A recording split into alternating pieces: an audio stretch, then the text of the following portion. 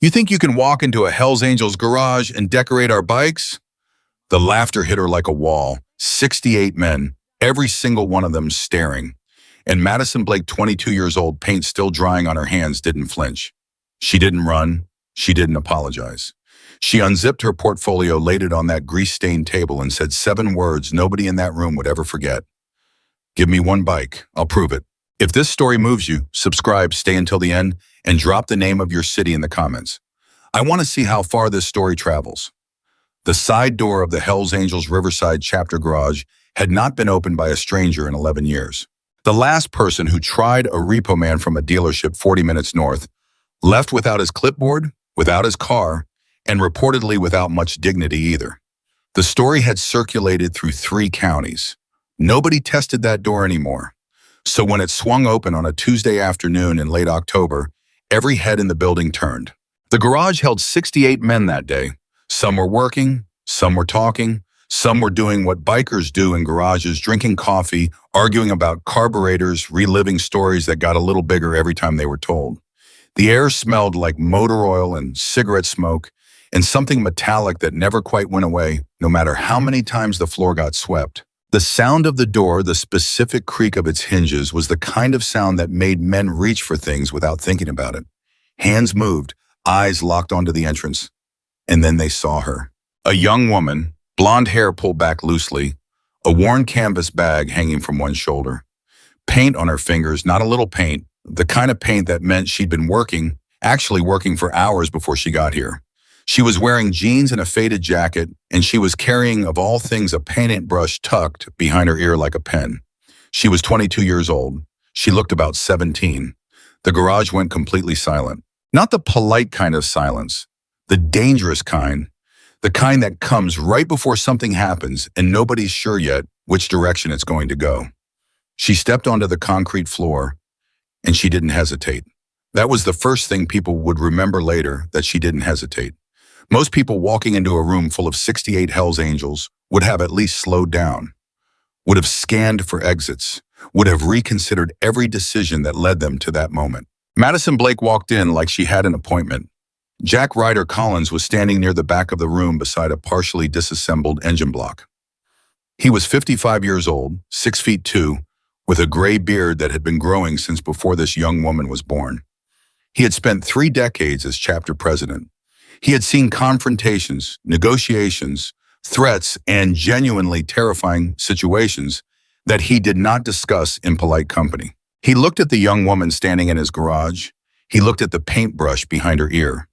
His expression didn't change.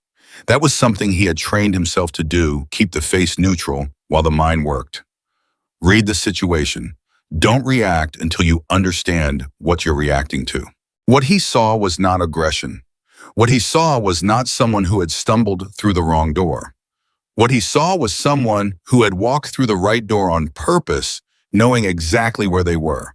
That was either impressive or insane. He hadn't decided which yet. One of the younger members, a kid named Danny, who had been patched in 6 months earlier and still hadn't learned when to speak and when to stay quiet, let out a short laugh. "Did someone order entertainment?" he said. Nobody laughed with him. That happened to Danny a lot. The young woman looked at him briefly, then she looked away. Not dismissively, she simply moved her eyes to the rest of the room, taking it in, registering it. Like she was cataloging, like an artist would. She walked another 3 steps into the garage. "My name is Madison Blake," she said. Her voice was steady, not loud. She wasn't performing. She was just speaking clearly enough to be heard across the room. "I'm an artist. I paint motorcycles. Custom work, portrait work, memory work. I'm not here to cause any trouble, and I'm not selling anything." She paused. "I'm looking for work, and I'll do the first one free to show you what I can do." The silence stretched. Then Brandon Hayes moved. Brandon was 38 years old and had the particular quality of a man who had spent most of his life being the most physically intimidating person in whatever room he was in, and who had built his entire personality around that fact. He was broad through the shoulders, and his arms had the kind of mass that came from years of actual physical labor, not a gym. He had a reputation in the chapter for being the person Jack sent when subtlety wasn't the priority.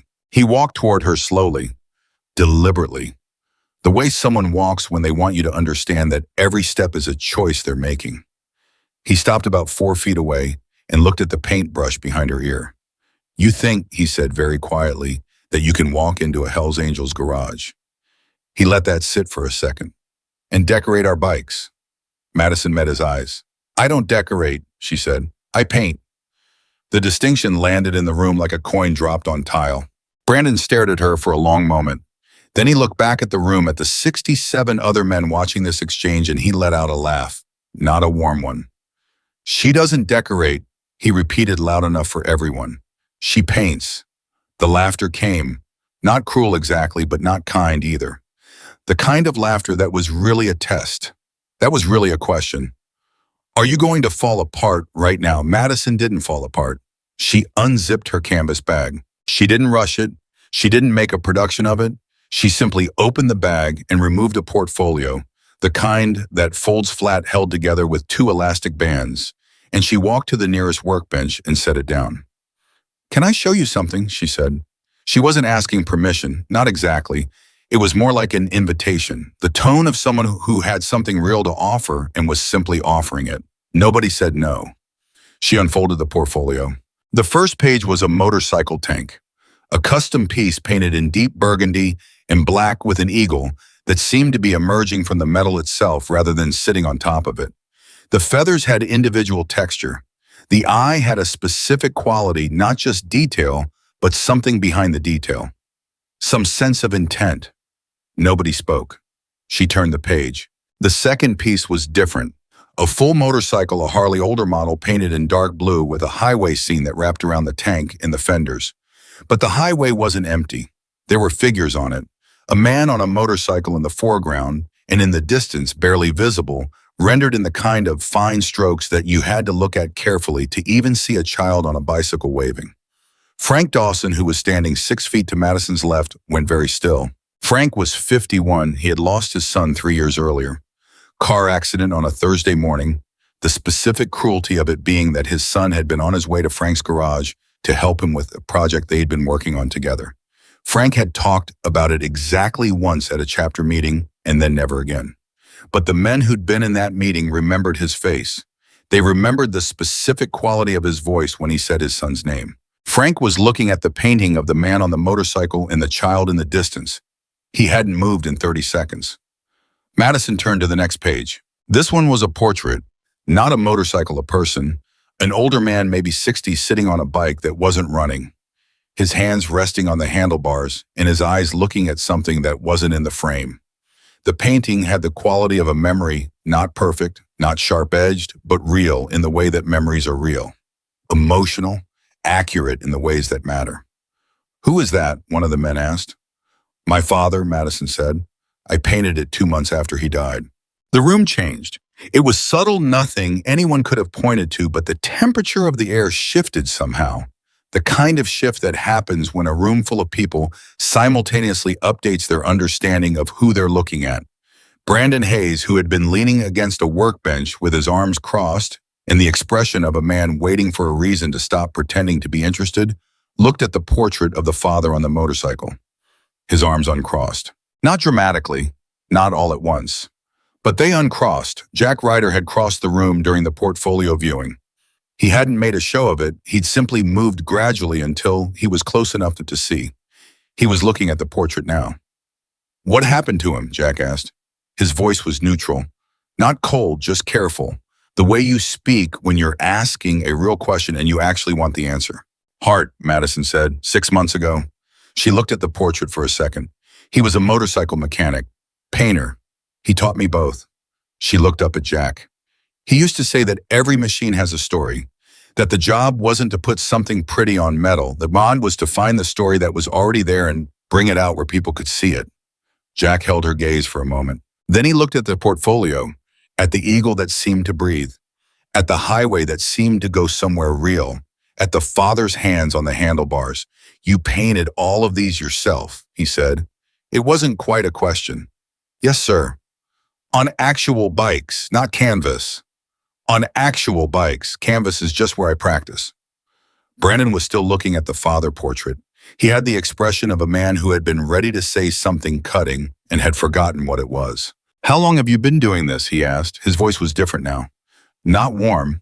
Brandon Hayes was not a warm man, but the performance quality had gone out of it. He was asking because he actually wanted to know. Since I was 9, Madison said. My dad let me paint my first tank when I was 9. I ruined it completely. She paused. He kept it anyway, hung it on the wall of his shop. Something moved across Frank Dawson's face. He looked away for a second. Jack Ryder made a decision. He looked around the room at his chapter at 67 men who were standing in various postures of skepticism and reluctant curiosity, and then he looked back at the young woman with paint on her hands and a dead father's lessons in her portfolio. He walked to the far corner of the garage to a workbench where a motorcycle tank sat unfinished. It had been there for 3 weeks. The previous painter had started a project and then backed out, said the client's vision was too specific, too demanding, that he couldn't get it right. The client had been Jack himself. He picked up the tank and carried it to the central table. He set it down. 2 hours, he said. Madison looked at the tank. 2 hours, Jack repeated. You paint something that means something, not something that looks like something, something that means something. He looked at her directly. If your work is worth remembering, we'll talk. If it isn't, you walk away and we forget this happened. The room had gone completely quiet again. Madison looked at the tank for a long moment. She ran her hand along the surface, not the paint surface, the metal underneath, feeling the seams, the curves, the specific geography of it. What do you want it to say? She asked. I want it to say what it needs to say, Jack answered. That's your job. I told you, find the story that's already there. She looked up at him. Fair enough, she said. She opened her bag. Nobody knew it then. Standing in that garage with the smell of oil and the distant sound of traffic from the highway outside. But what happened in the next 2 hours was going to change every single person in that room. Not all at once, not dramatically, but permanently. Madison cleared a space on the workbench. She did it efficiently and without asking, moved a wrench, a coffee mug, a rag that had been sitting there long enough to belong to no one, and set the tank in the center of the cleared space. Then she opened her bag and began laying out her materials. This was the second thing people would remember later. Not the painting itself, the preparation before the painting, the deliberateness of it, the way she handled each tool like it had a specific purpose and she knew exactly what that purpose was. She had 3 brushes in different sizes, small bottles of paint, not spray, not the kind that came in aerosol cans, but fine quality artist paint in small glass bottles. A cleaning cloth, a small jar of a preparatory solution that she applied to the tank surface, first working it in with the cloth in slow, careful circles. Danny, the young member who'd made the entertainment comment earlier, drifted toward the workbench and leaned against the one next to it. He was trying to look like he wasn't watching. He was watching. You really think 2 hours is enough, he said. Madison didn't look up from the surface she was preparing. Depends on what you're trying to say, she said. What are you trying to say? She was quiet for a moment. I don't know yet, she said. I'm listening. Danny blinked. Listening to what? To the bike. He looked at her like she'd said something strange. Then he looked at the tank, then back at her. He didn't say anything else, but he didn't leave either. The bikers in the garage had gradually redistributed themselves. Nobody had made a decision to gather around the workbench. It just happened the way things happen in rooms when something interesting is occurring, and people don't want to admit they're interested. Men who had been working on projects across the garage had found reasons to be on this side of the room. Men who had been sitting in the office doorway had drifted out. Even Brandon Hayes, who had retreated to a stool near the tool wall, was positioned at an angle that put the workbench directly in his line of sight. Madison began to paint. The first stroke was a line, just a line horizontal, thin, placed about 1/3 of the way up the tank. It was the kind of stroke you make when you know where you're going.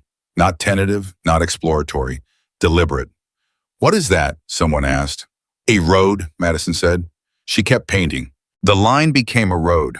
The road gained texture, not flat, not decorative, but the specific texture of asphalt that has been lived on. That has been ridden. That has absorbed the history of the vehicles that passed over it. Frank Dawson had moved to a position about 10 feet from the workbench. He was watching the road appear on the metal surface, and his jaw was set in the particular way it set when he was keeping something contained. 18 minutes in Madison added the sky. Not blue, not the ordinary blue that painters default to when they paint sky. She used a specific tone that was somewhere between early morning and late evening, The color of a sky that you see from a motorcycle when you've been riding long enough. That time stops mattering when the road is what's real and everything else is peripheral. One of the older members, a man named Gene, who had been with the chapter for 22 years and who was not known for commenting on aesthetics, said quietly to no one in particular, "That's the right color." Nobody responded, but two men near him nodded. 35 minutes and the first figure appeared. It came out of Madison's brush in a series of strokes that shouldn't have added up to a person, and somehow did. A rider on a motorcycle in the middle distance of the road moving away from the viewer. Not posed, not heroic, just riding the specific posture of a man who has been on a motorcycle so long that the machine and the body have stopped being separate things. The garage was completely silent. Someone's phone buzzed. Nobody looked at it. 48 minutes in, Brandon Hayes got off his stool. He walked to within 6 feet of the workbench. He stood there with his arms crossed, but differently. Now, not the defensive crossing of a man performing skepticism, but the unself-conscious crossing of a man who has forgotten he's supposed to have an opinion about this and has just started looking. He watched Madison work for 3 minutes without speaking.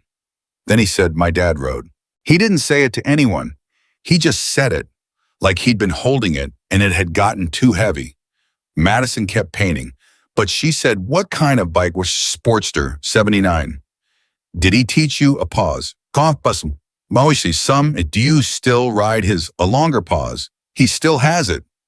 Madison mixed a color, a dark specific tone that took her 40 seconds to get right, adding a drop of something, then a drop of something else, checking it against the light.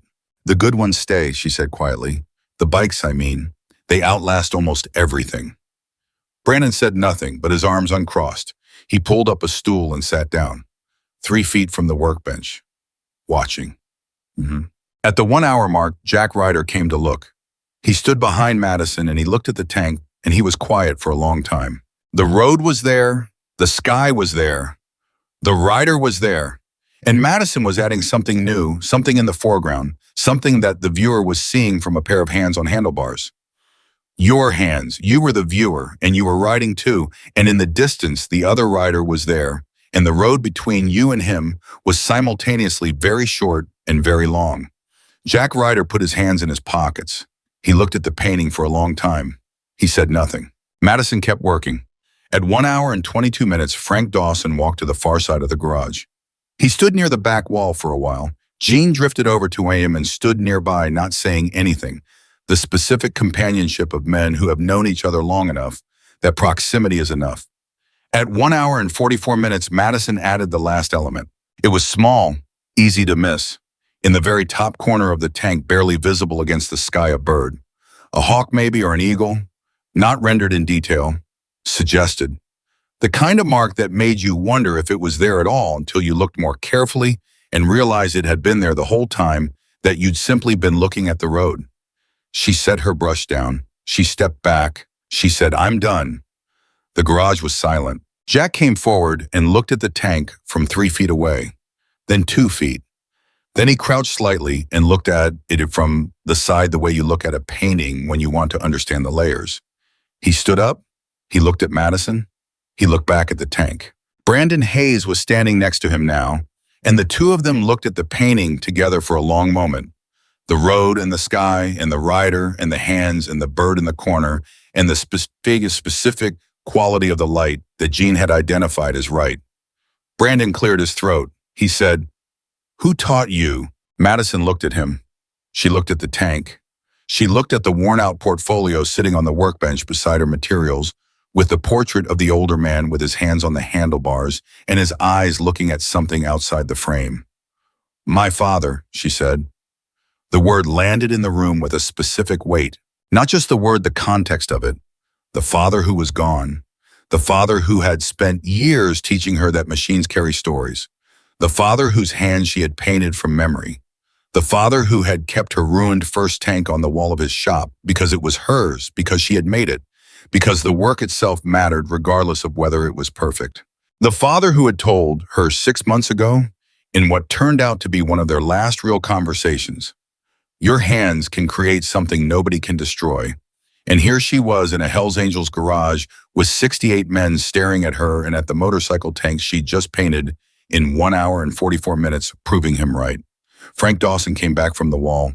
He stood in front of the tank for a long time. He removed his sunglasses, folded them, and put them in his pocket. The deliberate act of a man who wanted to see something clearly. He looked at the road, at the rider in the distance, at the hands in the foreground, at the bird in the corner that might have been there the whole time, or might have appeared only when you were ready to see it. Nobody said anything, which was in the specific context of that garage, and those 68 men more significant than anything anyone could have said. Jack Ryder walked back to his usual position near the center of the room. He was quiet for a moment, and the room waited. He looked at Madison.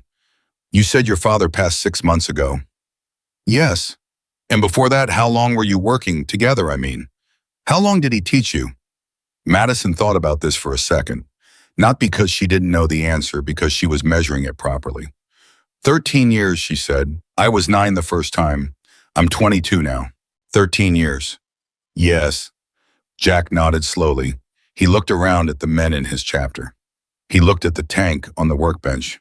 He looked at Brandon, who was still standing near the workbench and who had the expression of a man quietly revising something. He looked at Frank, who was still looking at the painting. He looked at Danny, who was sitting on a stool with his elbows on his knees and his chin on his hands, watching Madison with the open expression of someone who has had an assumption corrected and is still processing the correction. He looked back at Madison. "There's a bike in the back," he said. "Been sitting there for about a year. Owner wants something specific, not decorative," he said. "Meaningful. He's been waiting for the right person." Madison waited. "Come back tomorrow morning," Jack said. 8 o'clock. I'll introduce you." Madison reached for her portfolio. She folded it and put it back in her bag. She capped her paint bottles and laid her brushes carefully into their case. She picked up her cleaning cloth and wiped down the workbench, not because it was expected, but because it was her workspace, and that's how she left workspaces. She picked up her bag. She looked at the tank on the table at the road, and the rider in the sky, and the bird that might have always been there.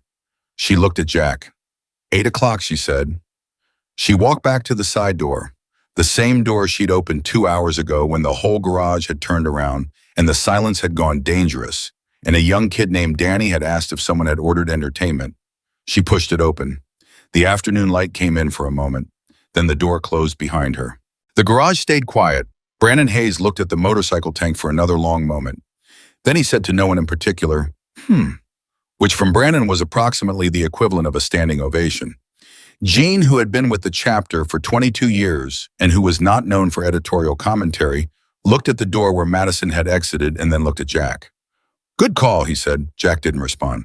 But he looked at the tank one more time, at the hands on the handlebars, at the rider in the distance, at the road that went on past the edge of the metal, as though it continued somewhere the painting couldn't follow, and something moved across his face. Not many people would have recognized it. Jack Ryder was not a man who let things show easily. But Frank Dawson, who was standing close enough and who had known Jack for 19 years, recognized it. It was the specific expression of a man who has been reminded of something he thought he'd forgotten. Frank put his sunglasses back on. He walked back to his workbench. And in the Hells Angels Riverside chapter garage, for the first time in a very long time, the silence after a stranger left was not the silence of a warning. It was the silence of people thinking. She came back at 7:58. Jack noticed because he was standing near the window with his coffee when her truck pulled into the lot, and he checked his watch out of habit, and the watch said 7:58. 2 minutes early, he filed that away. Brandon was already in the garage when Madison walked through the side door. He had arrived at 7:30, which was earlier than his usual time, and he had not offered an explanation for this to anyone. He was working on a carburetor and not looking up when the door opened, but the carburetor work slowed down noticeably when Madison walked in. She set her bag on the same workbench she'd used the day before. She didn't say good morning like she was announcing it. She said it the way you say it to people you've already established something with, a word dropped into the room, easy and natural, not asking for anything. A few men responded. Brandon grunted. That was more than he gave most people. Frank Dawson came in at 8:03. He looked at Madison. He looked at the workbench where the tank from yesterday still sat. Jack had left it there, hadn't moved it to the display shelf or the storage room or anywhere else, just left it on the table where she'd painted it. Frank looked at the tank for a moment and then looked at his coffee cup and walked to his usual spot. Jack came out of the office at 8:05 and said, "Follow me." The bike in the back was a 1987 Harley-Davidson Softail. It had been sitting under a canvas cover for 14 months. The owner, a member named Roy Garrett, who had been out of state dealing with a family situation and hadn't been to the chapter in nearly a year, had called Jack 6 weeks earlier and said he wanted something done with it. He'd been specific about what he didn't want. He didn't want flames, didn't want skulls, didn't want anything that looked like what it was trying to look like. He wanted something real. He said he'd know it when he saw it. Jack pulled the cover off. The bike was in decent shape mechanically. The paint was factory stock black, clean. Nothing remarkable about it. Madison walked around it slowly, not performing the inspection, actually doing it. She crouched beside the rear fender. She stood and looked at the tank from above. She ran her hand along the length of the frame. "What happened to his family?" she asked. Jack looked at her. "His son," Jack said, 18, accident on the highway. Madison was still looking at the bike. She didn't respond immediately. She kept her hand on the frame. "Went 14 months ago." She was quiet for a moment. "Has Roy talked about what he wants?" "I told you what he said, real. He wants it to mean something." "But has he talked about his son?" Jack paused. "Some." "I need to hear it," Madison said. She finally looked up at Jack. "Why the summary, the actual thing? What he told you about his son specifically?" Jack studied her for a second. "Roy said his son used to ride with him," he said. "Not often. The kid was 18, had his own life going. But whenever they rode together, Roy said his son always pushed ahead, always had to be out front. Roy would look up, and there he was out ahead, and Roy said the thing he remembers most is not being able to see his face, just his back. His son always riding out ahead." Madison was very still. "Always out ahead," she repeated quietly. "That's what Roy said." She looked at the tank. Something shifted in her expression, the specific shift of someone who has just found the thing they were looking for. "Okay," she said. "I need 4 days." Jack raised an eyebrow. "Roy's coming back in 5. "Then I have 4 days," she said. Jack looked at her for a moment. Then he nodded and walked back toward the front of the garage. Madison stayed with the bike. She pulled a small notebook from her bag. Not a portfolio, just a worn spiral notebook, and she sat on an overturned bucket and she wrote for 20 minutes. Nobody bothered her. Word had traveled through the chapter faster than anyone had announced it. She's doing Roy's bike. Men found reasons to be in the back section of the garage. They were quieter than usual. Danny came and stood nearby after about 40 minutes. He watched her sketch in the notebook. The sketches were not detailed drawings, they were more like diagrams, lines and shapes and notations, the language of someone thinking through a problem. "What does it feel like?" Danny asked. Madison didn't look up. What does what feel like painting something for someone you've never met? When they're going through something like that. She was quiet for a moment. "Like being trusted with something fragile," she said.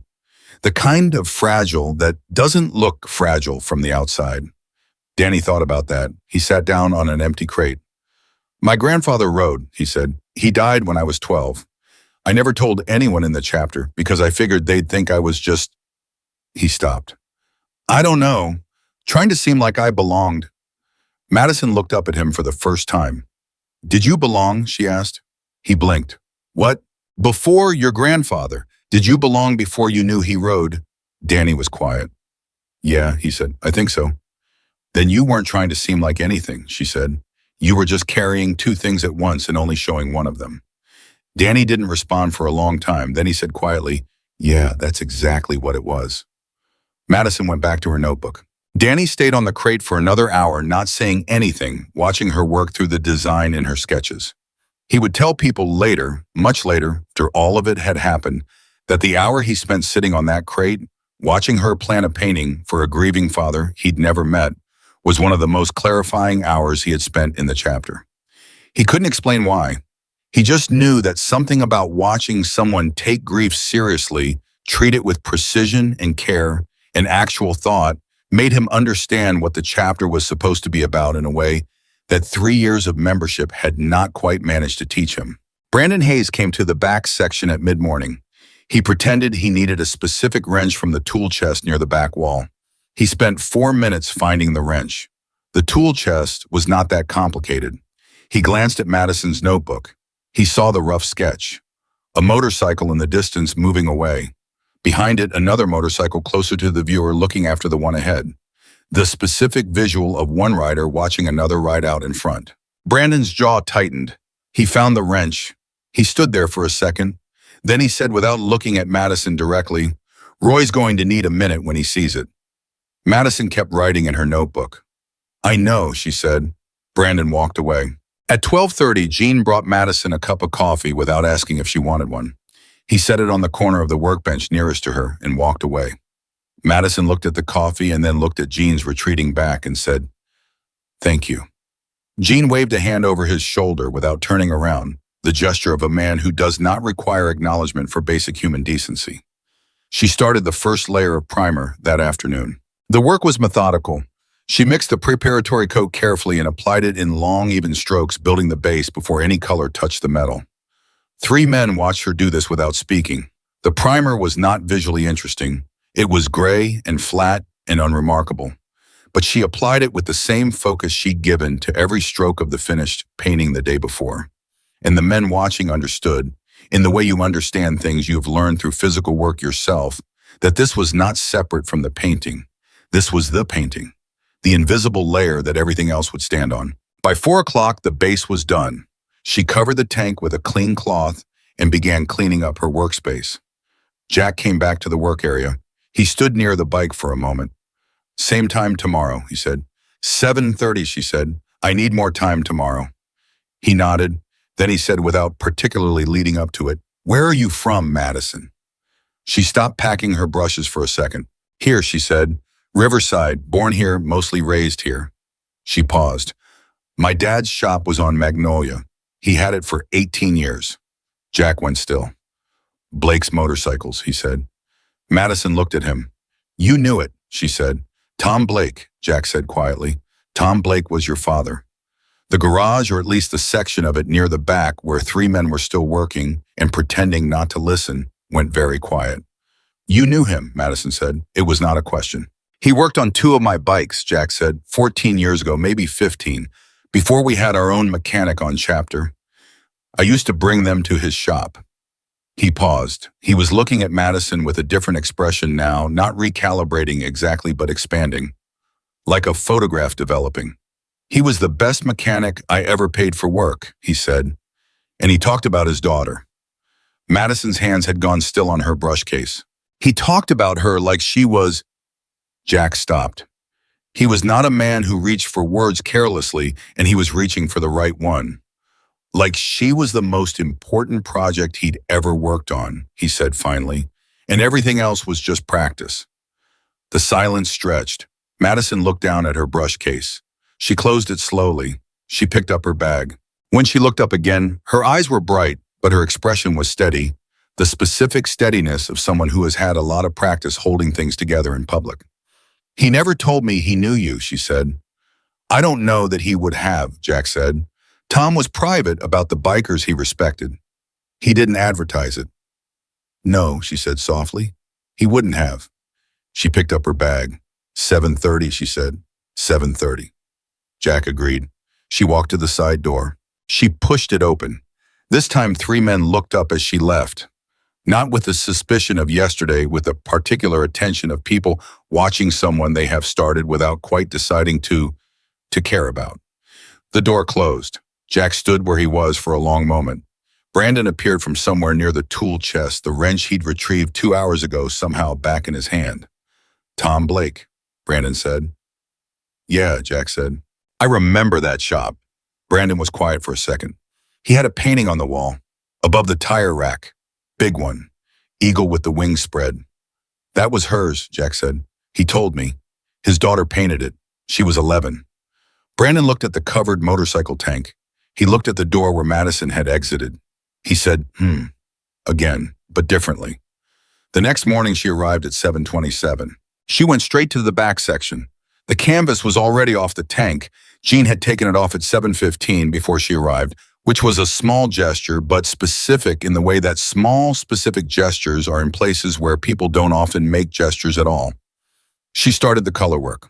The first color she mixed was a particular shade of blue-gray, not decorative, not symbolic, just correct. The color of early morning light hitting asphalt in the specific way it hits in the Inland Empire, where the air is dry and the light comes in low and turns everything slightly silver before the day heats up and bleaches it back to ordinary. Jean, who had been doing mechanical work 6 feet away, stopped what he was doing when she put the first color on. He didn't say anything. He just stopped working. Frank Dawson came by at 9 o'clock and stood near the workbench for about 3 minutes and then walked away. He came back at 10:30 and stood for 6 minutes. He didn't say anything either time, but the second time he came back, he moved slightly closer. Not intrusively, just close enough to see the work properly. Brandon arrived mid-morning and positioned himself on his stool, the one he'd pulled up during her first session, which had been left in that same position, as if by unspoken agreement. He watched her work for 40 minutes in silence. Then he said, "The one that's behind, the one watching, is that Roy? Or is that the viewer Madison kept painting?" "Both," she said.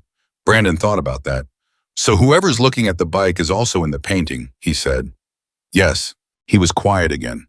"That's smart," he said. "It was my father's idea," Madison said. "He said the best paintings on bikes are the ones where the rider becomes part of the story just by riding. So the painting changes depending on who's on the bike." Brandon turned that over. "The painting he gave you," Brandon said. "The last one before he died. Was it like that?" Madison set her brush down. She looked at Brandon. He met her eyes without looking away, which was not something Brandon Hayes did with most people. He had a habit of using sustained eye contact as a form of pressure. This was not that. This was something else, the specific eye contact of a man asking a real question and wanting a real answer. "He didn't give me a painting," she said. "He gave me instructions." "What kind of instructions?" She picked her brush back up. "The kind I'm following right now," she said. Brandon nodded slowly. He didn't ask anything else. He sat on his stool and watched her paint for another hour, and his arms stayed uncrossed the entire time, and nobody pointed this out because they didn't need to. The second day's work covered the main scene, the two riders, the road, the specific quality of distance between them. That was not separation, but perspective. That the one in front was not gone, just ahead. That the one behind was not left behind, just watching. That the road connected them in both directions, and the direction you looked determined what the painting meant, and it meant something different depending on when you looked at it and what you were carrying at the time. At 2 in the afternoon, something happened that no one was quite prepared for. A man walked in through the front entrance of the garage, not the side door, the front, and he was not a member and no one had cleared him.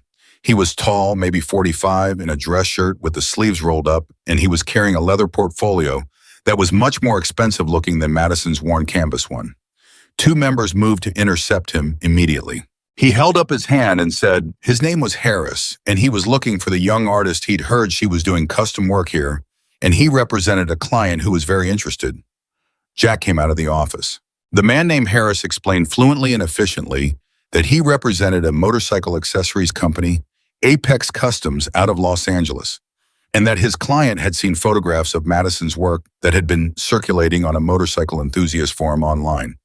Someone in the chapter had posted images of the tank from the first session, and those images had moved quickly through several communities.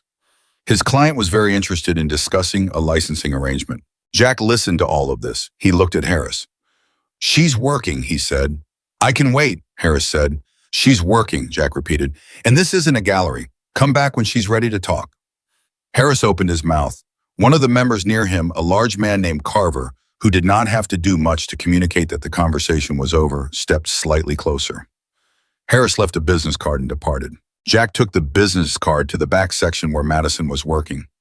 He set it on the corner of the workbench. Madison looked at it. She looked at the company name. She kept painting.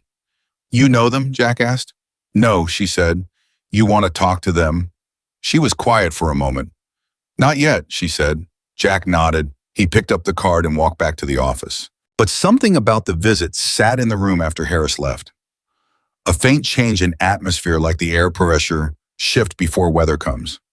Madison felt it. She kept her focus on the tank, but she felt it, the specific unease of being noticed by the wrong kind of attention. Her father had warned her about this. specifically precisely with the careful tone he used when he was telling her something he wanted to make sure she remembered. When someone says they love your work, he told her, the first question is always, what do they love about it? The work or what the work can do for them. Those are two completely different things, Madison. Learned to tell the difference early. She had thought about that often in the 6 months since he died. She thought about it now. She kept painting. By the end of the second day, the main scene was 60% complete.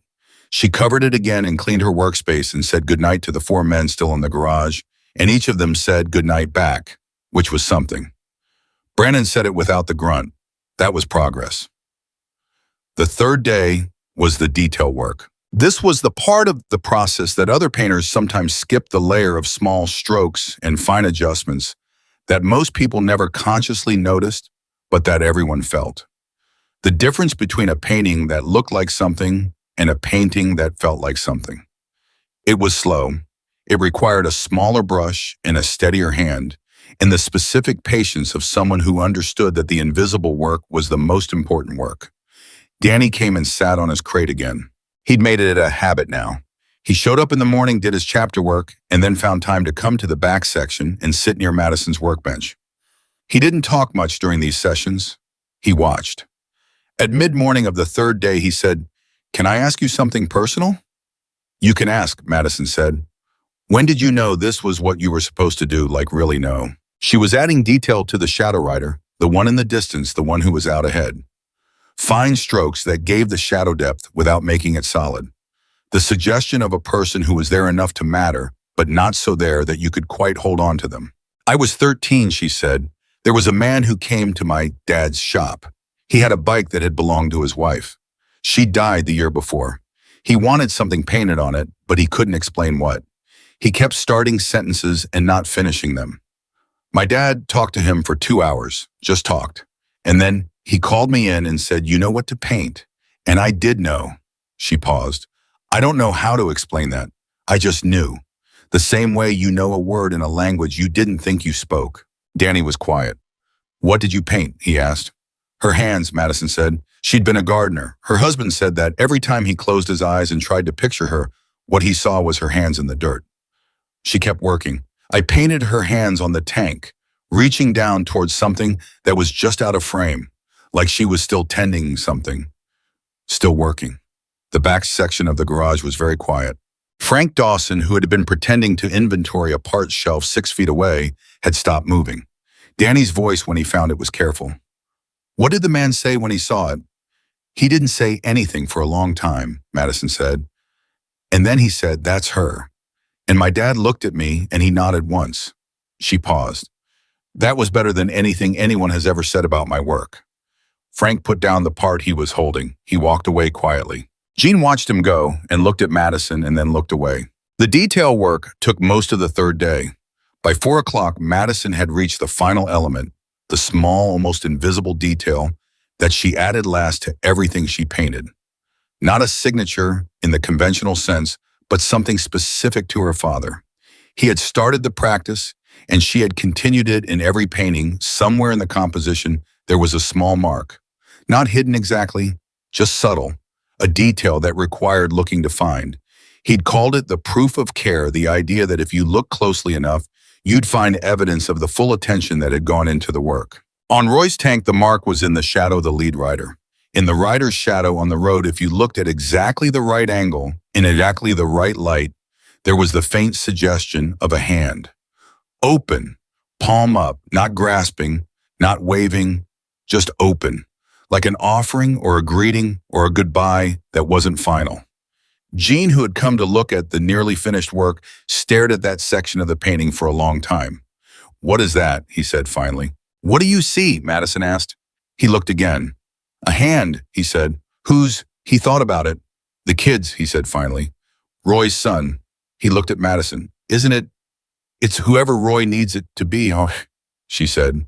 Jean looked at the painting for another moment. He put his hand on his chest briefly, not dramatically. Just a small private gesture there, and then gone, and then he walked back to his workbench. Brandon Hayes came to look at the finished work at end of day. He stood in front of the tank for a long time.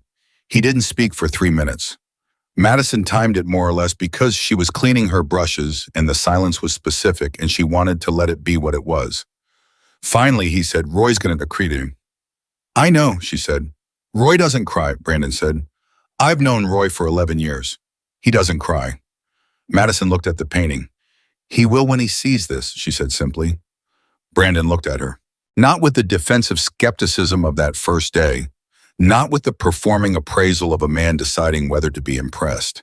He looked at her the way people look at other people when they have genuinely revised their understanding and want to be honest about it. Yeah, he said. He will. He walked back to his usual side of the garage. Madison finished cleaning her brushes. She covered the tank with a clean cloth. She picked up her bag. Jack was standing near the office doorway. Roy comes in day after tomorrow, he said. I know, she said. It'll be ready. She started toward the door. Jack said, Madison. She stopped. He was looking at her with the careful, measured expression of a man who does not offer things lightly. Your father would have been proud of that bike, he said. She looked at him. She didn't say anything for a second. Then she said, he would have found 3 things to fix. Jack's mouth moved not quite a smile, but in the direction of one. Yeah, he said, probably. She went home. The garage stayed open for another 3 hours. The men who remained worked with the particular focused quality of people who have had something move through their meal and are still feeling the movement. Nobody put music on. Nobody argued about carburetors. Nobody told a story that got bigger than it started. They just worked in the specific companionable silence of people who have found themselves without quite planning it in the middle of something that matters. At 9 o'clock, Brandon Hayes walked past Roy's covered bike on his way to the exit. He stopped. He stood there for a moment. He reached out and very briefly, without drama, put his hand on the covered tank. Just rested it there for a second, the way you'd touch something that was asking to be acknowledged, and then he dropped his hand and walked out. Nobody saw it, but it happened. And somewhere in the quality of that small private gesture was everything that Madison Blake had walked through the side door 2 days ago to say, without knowing yet that she was saying it, that every machine has a story, and sometimes the job of a painter is simply to find the courage to tell the truth about what the story is and trust the people listening to already know the words. Roy Garrett pulled into the lot at 11:14 on a Friday morning. Jack knew he was coming because Roy had called from the road somewhere outside of Barstow and said he'd be there before noon. Jack had told Madison at 8 o'clock when she arrived, and she had spent the morning making small adjustments to the tank, that she hadn't been satisfied with 2 areas where the color transition wasn't quite doing what she needed it to do. She fixed them. Then she stood back and looked at the work for a long time and fixed one more thing. Then she covered it and stepped away because she had learned from her father that there was a point past which more work was not improvement but anxiety, and the job was to know the difference. The garage had a different quality that morning. The men felt Roy coming the way you feel, whether not dramatically, not with fanfare, but as a change in the air, that your body registers before your mind catches up.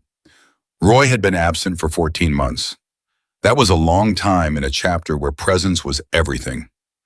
People had covered for him, checked on him, sent messages that mostly went unanswered. They understood. Grief does not follow chapter schedules, but 14 months was a long time. And the man who was pulling into that lot was not the same man who had left, and everyone in the garage knew it without having discussed it, the way you know things in groups that operate on loyalty and time. Roy was 53. He'd been with the chapter for 19 years. He was medium height, lean in the way that some men get lean when they stop eating properly and start moving through days on momentum instead of intention. He had dark eyes that had always been sharp and were still sharp, but had the specific quality now of sharp things that have been through something, a keenness that was also a kind of wariness, like a man who had learned that paying close attention didn't always protect you. He came through the front entrance, and the room did the thing it does when someone returns after a real absence, the particular recalibration of people updating their mental image of someone against the actual person standing in front of them. Brandon shook Roy's hand and held it an extra second. Jean clapped him on the shoulder and said his name once, firmly the way you say someone's name, when the point is just the name itself. Frank Dawson looked at Roy from across the room and nodded, and Roy nodded back, and in that exchange was a conversation that neither of them could have had out loud. Jack came out of the office and said, "Good to have you back." Roy said, "Good to be somewhere," which was honest in the way that only people who have spent time not being anywhere can be honest. Danny, who was standing near the back section doorway, looked at Roy and then at Madison, who had stayed near the covered tank and was being very still in the specific way of someone who understands that this moment is not about them. Roy looked at the canvas-covered object on the workbench in the back section. He looked at Jack. Jack said, "Come on back." They walked together, Roy, Jack, and the quiet drift of several men who followed without being invited and without being told not to. Brandon, Gene, Frank, Danny standing in the doorway where the front section met the back. The chapter assembling itself around this moment, the way water finds its level naturally without instruction. Madison was standing to the side of the workbench. Roy looked at her. "This is Madison Blake," Jack said. "Tom Blake's daughter. She did the work." Roy's eyes moved to Madison with a different quality when Jack said Tom Blake's name recognition or the edge of that. "I knew Tom," Roy said. "I know," Madison said. "Jack told me." Roy looked at the covered tank. He said nothing for a moment. Then he said, "Can I?" and didn't finish the sentence, but the gesture of his hand toward the canvas completed it. Madison nodded. Roy reached out and took the edge of the canvas and pulled it back slowly. The room stayed very quiet. Roy looked at his motorcycle tank for a long time. The road, the light, the rider in the distance pushing ahead, always out front, the specific posture of a young man who rode like the horizon owed him something. And behind the viewer, the one watching, the one whose hands were on the bars and whose eyes were always on that figure ahead, watching him go, watching him always just out in front. And in the shadow of the lead rider, if you looked at exactly the right angle, in exactly the right light, the open hand. Roy stood very still. His jaw worked. Nobody spoke. Brandon was watching Roy's face, and his own face was doing something that Brandon's face did not usually do. It was open, unguarded. The expression of a man watching another man carry something unbearable and feeling the weight of it himself. 40 seconds passed. A minute. Roy said very quietly, "He's still out front." Madison said yes. Roy's eyes were wet. He didn't wipe them. He stood there with his hands loose at his sides and his eyes on the painting and the tears on his face, and he was not ashamed of them, and nobody in that room would have allowed themselves to notice them in any way that cost Roy anything. "He always had to be out front," Roy said. His voice was low and unsteady, but he kept talking the way people talk when they have needed to say something for a very long time. "I used to get frustrated with him. I used to think, just ride with me, just for once, just stay beside me. But he couldn't. It wasn't disrespect. He had somewhere to be. He was always going somewhere." He stopped. "I didn't understand that until he was gone. That it wasn't about me. He was just that kind of person. The kind who's always a little ahead." Madison was very still. Roy looked at the open hand in the shadow. "What is that?" he said. "What do you see?" she said. He looked at it for a long time. "He's waving," Roy said. "He's looking back and waving." "Is that okay?" she said quietly. Roy's breath came out unsteady. "Yeah," he said. "Yeah, He stopped. He put his hand over his mouth for a second. "That's exactly right," he said. He looked at Madison, then really looked at her, the way you look at someone who has given you something you didn't know how to ask for. "How did you know?" he said. "Jack told me your son always rode ahead," she said.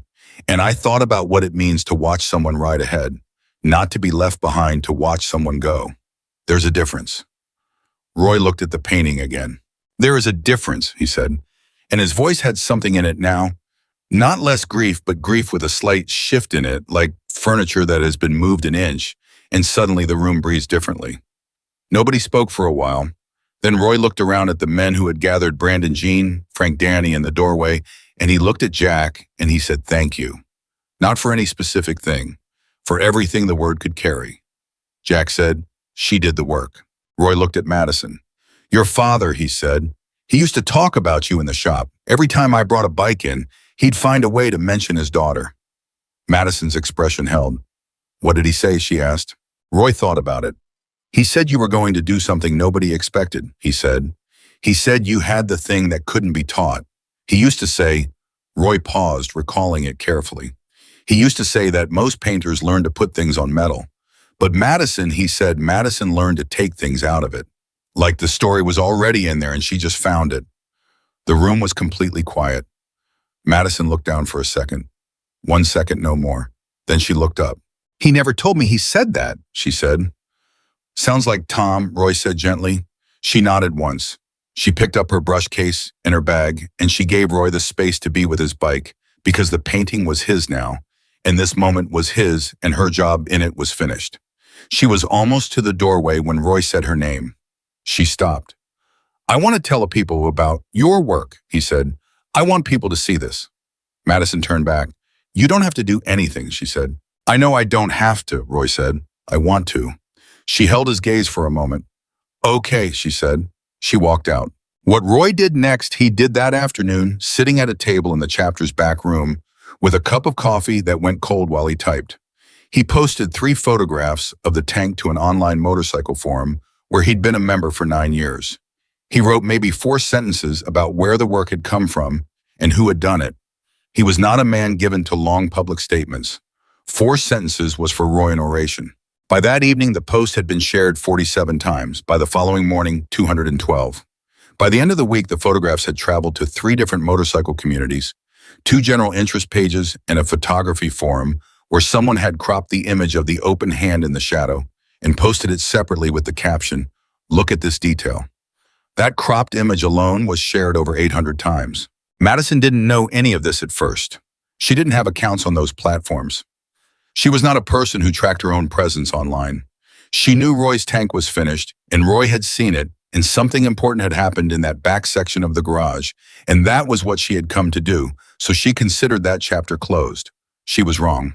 2 days after Roy's visit, a woman named Carla Jimenez came to the garage. She was 44, a rider herself, and she had seen the photographs online. She wanted Madison to paint her bike. She'd been riding for 12 years, and her bike had a story, and she'd never been able to find anyone who could tell it right. Then a man named David Park, who had ridden from Pomona, showed up the following Tuesday. His daughter had taken a photograph of Roy's tank on the forum and sent it to him with a message that just said, "Dad." This is what I mean. He had called his daughter that night, and they had talked for the first time in a real way in 2 years. He came to the garage with a photo of his daughter printed on paper, folded in his jacket pocket, and he asked Madison if she could put something on his tank that told the story of why riding had always been how he thought about her freedom and distance, and something that kept moving even when it scared him. Madison said yes. She said yes to both of them. She said yes to the man who came the following week with his father's old Sportster and no clear idea of what he wanted, but a feeling he couldn't name.